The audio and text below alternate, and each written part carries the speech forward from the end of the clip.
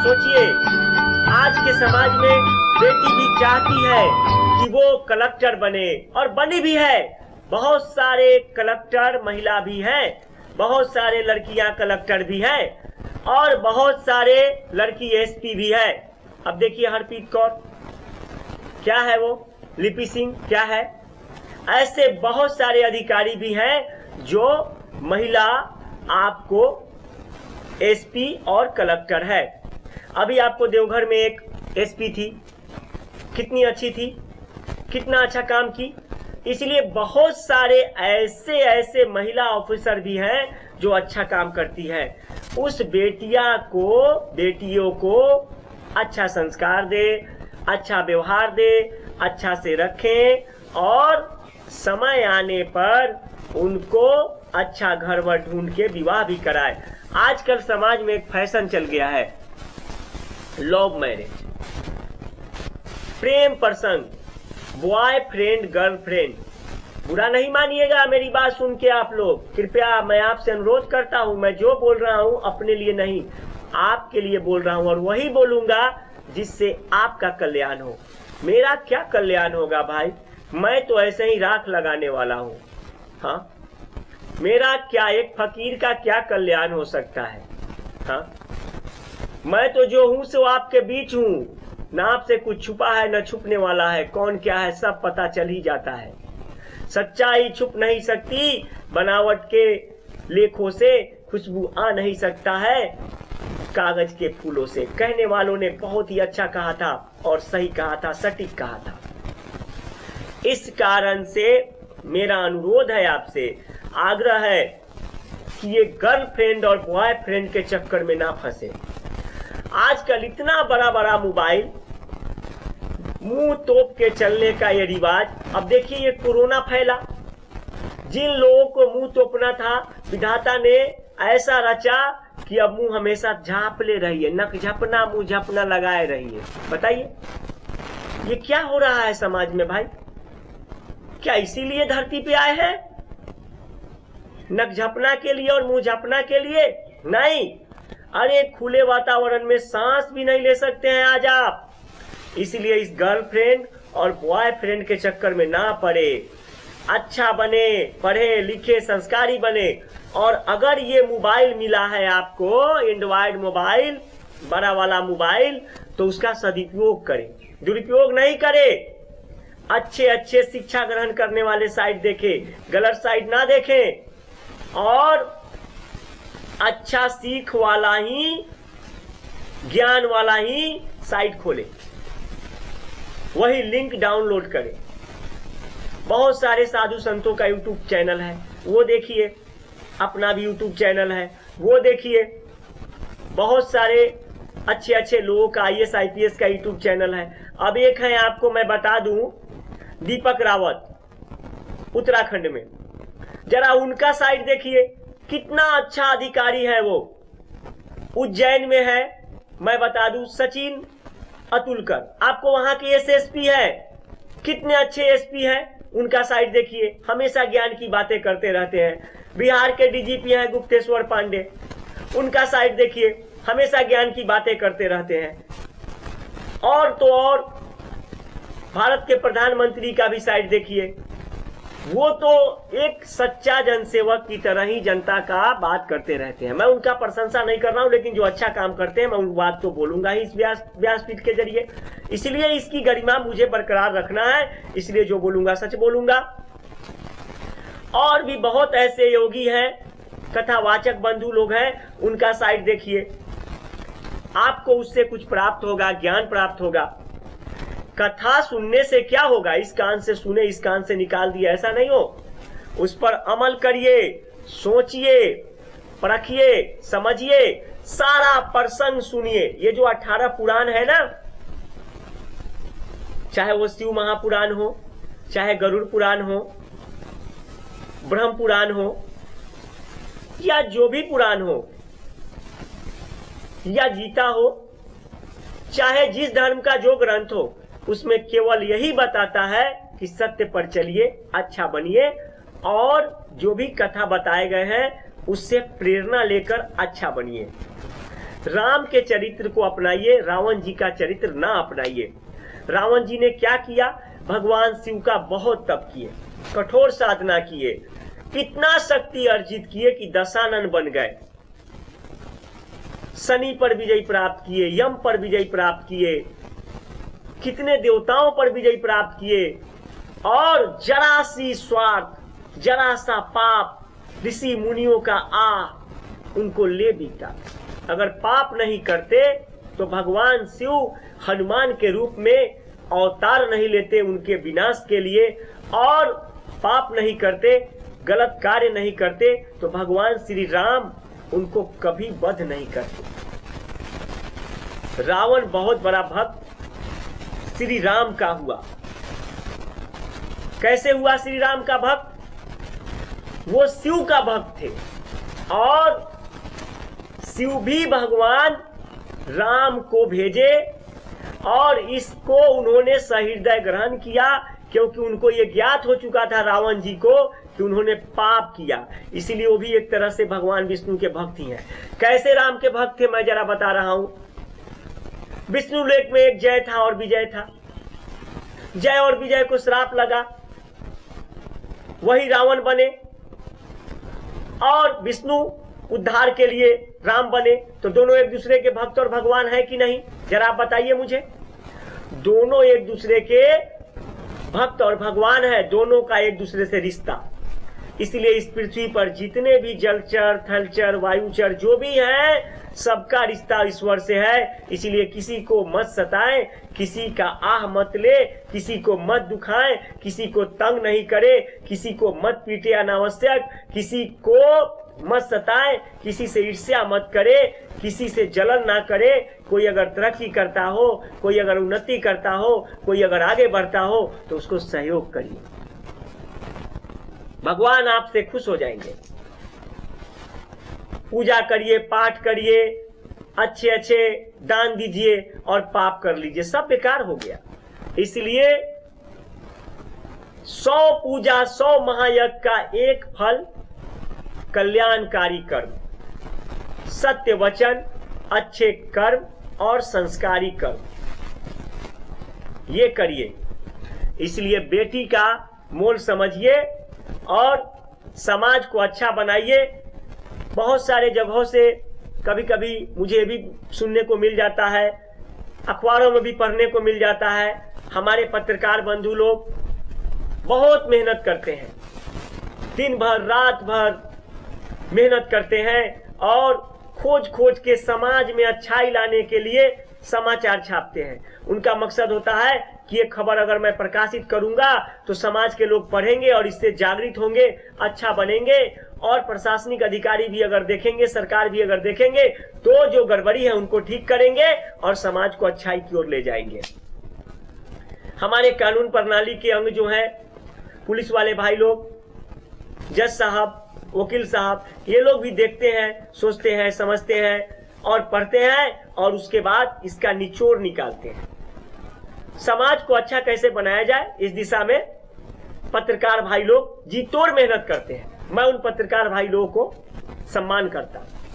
वो पत्रकार भाई लोग खबर छापते हैं, मैं भी कभी कभी आधा कदा खबर पढ़ लेता हूं। कुछ खबर ऐसा मिलता है जो पढ़ के ग्लानि महसूस होता है, अफसोस महसूस होता है, दुख होता है। राह चलते किसी अबला के साथ छेड़खानी कर देना, फब्बिया कस देना, टोंटबाजी कस देना, कहीं कहीं किसी अबला के साथ गलत कार्य कर देना, क्या उसको जीने का अधिकार नहीं है? क्या उसको रहने का अधिकार नहीं है? क्या वो आपकी अंग नहीं है? क्या वो समाज की अंग नहीं है? ऐसा क्यों? क्यों फब्बिया कसा गया? क्यों उसके साथ दुर्व्यवहार किया गया? क्यों उसके साथ गलत कार्य किए गए? आजकल बहुत सारे ऐसे कार्य होते हैं जिसमें अधिकांश जगहों पर कुरीति फैल जाता है। यज्ञ अगर करिए तो अच्छा से करिए। ये डीजे का जो फैशन चला है ना, डीजे बजाने का, क्या किसी वेद में लिखा है क्या? किसी पुराण में लिखा है क्या? किसी शास्त्र में लिखा है क्या कि आप शादी करिए तो डीजे ही बजाइए, डीजे पर ही थिरकिए? बहुत सारे ऐसे शादी विवाह में मुझे देखने को मिला है, सुनने को मिला है, अखबारों में पढ़ने को मिला है कि डीजे पे अश्लील गाना को लेकर के चाकू चल गए, छुरिया चल गए, पिस्तौल चल गए, गोलियां चल गए, लोग मर गए, खुशी का माहौल मातम में बदल गया। क्या फायदा हुआ डीजे बजाने का? आप जरा बताओ। आप डीजे बजाते हो, गांव में लोगों का सोना मुश्किल हो जाता है। कुछ लोग डीजे बजाते हैं, गांव में लोगों का रहना मुश्किल हो जाता है। आखिर क्यों करते हैं ऐसा काम? इसलिए डीजे ईजे बजाना कम करें, इससे दूर रहें। बहुत सारे राज्यों में तो सरकार ने रोक लगा दिया है डीजे पे। अच्छा किया है। मैं उस सरकार का, उस पुलिस अधिकारी का और उस जिलाधिकारी का सम्मान करता हूं जो कम से कम समाज को बचाने के लिए, आपको अच्छा बनाने के लिए, आपके जीवन के मोल को समझते हुए उस सरकार ने ऐसे नियम को बनाया है। अब जरा सोचिए, अगर वो नियम ना बनाए तो आप डीजे बजाएंगे ही, वहां पर कुरीति फैलेगा ही, वहां पे अश्लील गाना बजेगा ही, वहां पे डांस होगा ही और अराजकता फैल जाएंगे, अव्यवस्था हो जाएंगे, मारपीट हो जाएंगे, वहां पे फसाद हो जाएगा। इससे अच्छा है कि वो कार्य ही ना हो कि समाज में ऐसी गड़बड़ी फैले। इसलिए उन्होंने आपके लिए सोचा है, उन्होंने आपके लिए अच्छा कार्य किया है। हर वेद में लिखा है अच्छा काम करिए, अच्छा गाना बजाइए। क्या किसी डीजे पे उन्होंने गाना रिकॉर्ड किया? नहीं किया। कितना सुंदर सुंदर गाना है, वो भक्ति का गाना सुनिए। और भी कैसेट वाले हैं, और भी रिकॉर्डिंग वाले हैं, वो अच्छा गाना बजाते हैं, वो सुनिए, वो लोगों को सुनाइए। डीजे से परहेज कीजिए। अब कुछ दिन पहले ऐसा भी सुनने को मिला कि बड़े बड़े पूजा पाठ में डीजे बजाया करते थे, वो कलश यात्रा में डीजे बजाया करते थे, बहुत जगहों पे मूर्ति विसर्जन में डीजे बजाया करते थे और आज भी बजा लेते हैं। उन डीजे में क्या होता है? मार हो जाता है, दंगा हो जाता है, फसाद हो जाता है, लोग एक दूसरे को मारने लगते हैं। ऐसा क्यों? जहां गलती करेंगे, कानून से हटके और नियम से हटके काम करेंगे, वहां आपका जीवन विनाश की ओर जाएगा। आपको अवश्य कानूनी कार्रवाई के लफड़े में फंसना पड़ेगा, आपको अवश्य इस दुख को झेलना पड़ेगा। नियम से हटके काम करिएगा, कानून से हटके काम करिएगा, आपका जीवन नरक बन जाएगा। इसलिए क्या फायदा है डीजे बजाने का? आप जरा सोचिए। डीजे से अगर कल्याण नहीं हो रहा है, उपद्रव हो रहे हैं, तो उस काम को हम छोड़ देंगे। अब तो ऐसा कार्य हो गया है, हमको पता चला है बिहार में कि प्रशासन पहले ही लिखवा लेता है आपसे कि भाई आप ये कुरीति ना फैलाएंगे। आपका आधार कार्ड, आपका आई कार्ड, आपके अध्यक्ष, सचिव, सभी कमेटी वाले का नाम पुलिस वाले और अनुमंडल में और जिला में जमा करा लिए जाते हैं। बहुत अच्छा होता है। इससे आपका जीवन बच जाता है, आप गड़बड़ी नहीं कर पाते हैं। ये नियंत्रण का बहुत अच्छा प्रणाली है। मैं तो चाहता हूं कि और भी कठोर नियम बने, ताकि जो बच गया है गड़बड़ी वो सब दूर हो जाए और आपका जीवन सफल हो। आपका जीवन कैसे सफल होगा ये सोचिए। अच्छा से पूजा करिए, पूजा का विधान शुरू कीजिए, पूजा का नियम बनाइए, पूजा का नियम से चलिए। आप जरा सोचिए, ये जो कोरोना वायरस के लिए, कोरोना के संक्रमण के लिए बहुत सारे जगहों पे मंदिर बंद हो गए हैं, बहुत सारे जगहों पे पूजा घर बंद हो गए, बहुत सारे जगहों पे यज्ञ बंद हो गए, बहुत सारे जगहों पर चैत नवरात्रा के समय का ऐसा दौर था, ऐसा दौर हुआ कि देवी का महाशक्ति महामाया देवी भवानी दुर्गा का पूजा भी अवरुद्ध होने लगे। आखिर क्यों? इसलिए कि वहां पे भीड़ होगा, वहां पे संक्रमण फैलेंगे, वहां पे लोग जाएंगे और एक दूसरे से टच करेंगे, सटेंगे और संक्रमण किसी न किसी माध्यम से भीड़ में फैलेगा। क्योंकि वो महामारी है, पता नहीं कौन बीमारी वाला है, कौन अच्छा है, प्रशासन समझ नहीं पाएगा, सरकार समझ नहीं पाएंगे। इसलिए आपके जीवन को बचाने के लिए उसने ऐसा निर्णय लिया। उनका ये मकसद नहीं रहा होगा कि पूजा बंद करा दे, उनका ये मकसद नहीं रहा होगा कि आपको घरों में कैद करा दे, उनका ये मकसद नहीं रहा होगा कि आप पे डंडा चार्ज करवा दे। नहीं, उनका मकसद ऐसा कतई नहीं था। उनका मकसद ये था कि आपके जीवन को किसी तरह से बचा ले। उनका मकसद ये है कि आपको कैसे मौत के मुंह से बचा ले, आपके परिवार को कैसे बचा ले। कोरोना आपको सुधरने का मौका दे रहा है। अगर अभी भी नहीं सुधरे, नहीं चेते, तो कोरोना सिधार देगा। ये आप जान लीजिए, मैं नहीं कह रहा हूं, ये जो हो रहा है समाज में वो कह रहा हूं। कोरोना जो है, ऐसे ऐसे बहुत सारे महामारी है, ये कोई नया नहीं है, सदियों से होता आया है, हमेशा से होता आया है। और मेरा मानना है, जहां तक धर्म और नीति विधि और संसार के रचयिता सृजन करने वालों के द्वारा जो पद्धति है, नियमावली है, उसके अनुसार आगे भी होता आएगा। क्योंकि जब भी अव्यवस्था होंगे, अनियंत्रिता होगा, गड़बड़ियां होंगे, सिस्टम खराब होगा, नियम और कानून का पालन अधिक जगह पे नहीं होंगे, तो क्या होगा? प्रलय बढ़ेंगे, अव्यवस्था होंगे, कुव्यवस्था फैल जाएगा और महामारी तो फैलेगा ही। इसलिए सिस्टम से चलिए, नियम से चलिए, कानून का पालन कीजिए और अपने घरों के जितने भी सदस्य हैं उसका भी सम्मान करिए। बड़े लोग छोटों का सम्मान करें, छोटे लोग बड़ों को नमस्कार करें, उनका सम्मान करें, उनका आदर करें, एक दूसरे में तालमेल रखें। घर का जो एक मुखिया होता है, गार्जियन जिसको अभिभावक कहते हैं, उनके बात को सुने। आपके घर का एक अभिभावक है, उसी तरह से एक जिला का एक अभिभावक होता है, डीएम, एसपी। उसी तरह से थाना का एक अभिभावक होता है, एसएचओ, थानेदार।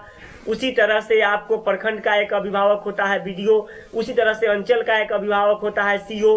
उसी तरह से एक अभिभावक होता है आपको अनुमंडल में अनुमंडलाधिकारी। उसी तरह से डीएसपी होते हैं। उसी तरह से जिला के एक अभिभावक होते हैं आपको एसपी, एक अभिभावक होते हैं डीएम। उसी तरह से आपको प्रमंडल होते हैं, प्रमंडल में होते हैं आपको एक आईजी रैंक के होते हैं, कमिश्नर रैंक के होते हैं। उसके बाद आपको राज्य होता है, राज्य के अभिभावक आपको राज्य सरकार हुए, जिसको आप राज्य के राजा कहते हैं, मुख्यमंत्री कहते हैं, उप मुख्यमंत्री कहते हैं, और उनके सदस्यगण है, मंत्रिमंडल है। उसी तरह से राज्य में डीजीपी होते हैं, राज्य में मुख्यालय होता है, उसमें एडीजी होते हैं, उसमें शाखा बांटे जाते हैं, शाखा बांटे गए हुए होंगे और बांटे हुए हैं। उन सभी में जितने पदाधिकारी गण हैं, जितने अधिकारी गण हैं, वो सब आपके अच्छाई के लिए है, आपके कल्याण के लिए है। कानून व्यवस्था को इसलिए लागू करना आवश्यक होता है क्योंकि कोई भी गड़बड़ी नहीं हो, सब सिस्टम में रहे, सभी जगहों पे अच्छाई आए और कोई मौत के मुंह में नहीं जाए, किसी का जीवन नहीं मिटे, किसी का धन नहीं लूटे, किसी की आबरू नहीं लूटे, किसी का जमीन कोई जबरदस्ती ना जोते और किसी का घर कोई जबरदस्ती कब्जा नहीं करे। रास्ते पे भी चले तो यातायात नियम का पालन करे, सड़क पर चले तो अच्छा से चले, अपने अपने लेन में चले, नियम से चले, कहीं कोई गड़बड़ी नहीं होगा, कहीं कोई अव्यवस्था नहीं फैलेगा। इसलिए बेटियों का जो इज्जत है, जो सम्मान है, वो आप करते रहे ताकि बेटी भी आपकी सम्मान करे। आपकी बेटी एक बेटा लाता है, जब उनका विवाह आप करते हैं तो उनका जो पति हुआ वो आपके पुत्र के समान हुआ। तो बेटी आपके लिए कल्याणकारी है। बहुत सारे जगहों से ऐसे भी खबर आते हैं कि बेटी के बारे में पता करते ही उसको मार देता है। अब एक घटना मैं आपको बता रहा हूं, एकदम सच्ची घटना। इसी पृथ्वीलोक का ही घटना है।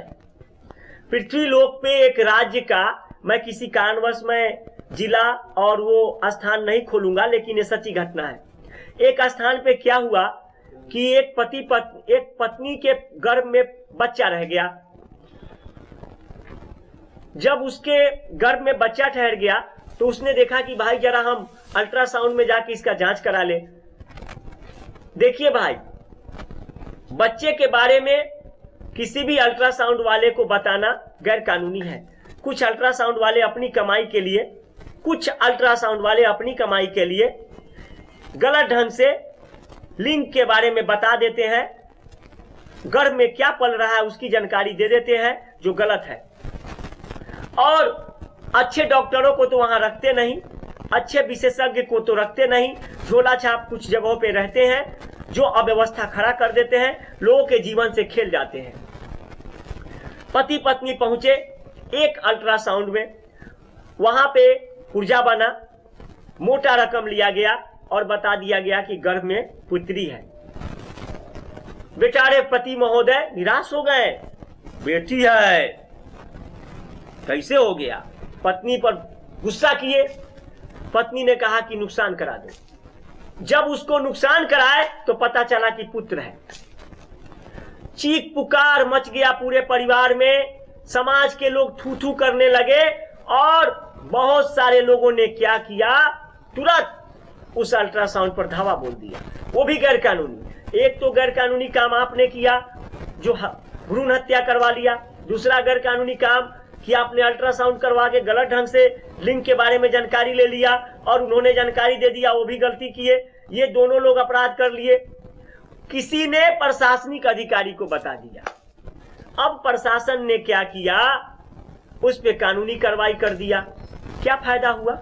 एक तो आपका संतान चला गया, दूसरा कानून का भी फंदा लग गया। कुछ फायदा हुआ? इसलिए ऐसे गैर कानूनी ढंग से बचे।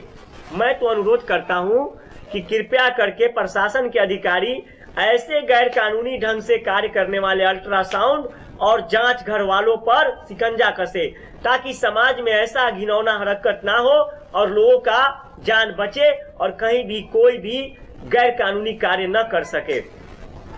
इसलिए बेटी के जीवन को भी महत्व समझिए, अन्यथा ऐसा हो जाएगा जो आप माथा पीटते रह जाएंगे और संजोग से उस परिवार वालों को दोबारा बच्चा नहीं हुआ, रोते रह गए जिंदगी भर, कोई बच्चा नहीं हुआ। विधाता ने भी मुंह फेर लिया, कहा कि जब तुम संतान दे रहे हैं, मार दे रहे हो, अपना नियम कानून चला रहे हो, तो तुमको संतान नहीं देंगे। इसलिए बंधुओं, सोचिए समझिए। होते हैं तेरे अरमान बड़े बड़े, चढ़ती डोली कई तो डोली चढ़ने से पहले जल जाती। ओ बेटिया अपने घर में तू है पराई।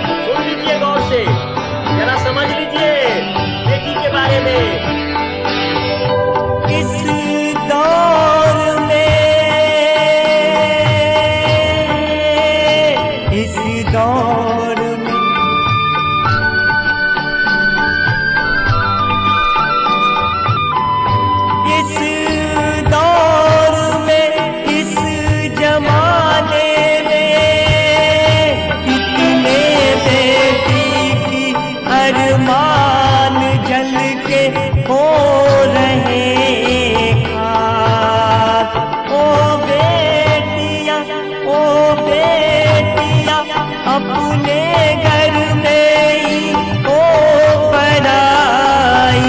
आज क्यों छोड़ रही तू अपने शहर और अपने गाँव। ओ बेटिया, ओ बेटिया,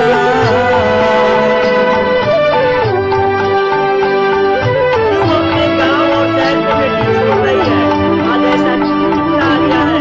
बेटियों पे गलत क्यों? ये संकट क्यों? इसलिए बेटियां कभी आत्महत्या ना करे। बेटियों को मत मारिए, बेटियों को मत सताइए। ओ बेटिया होगी तेरी सगाई।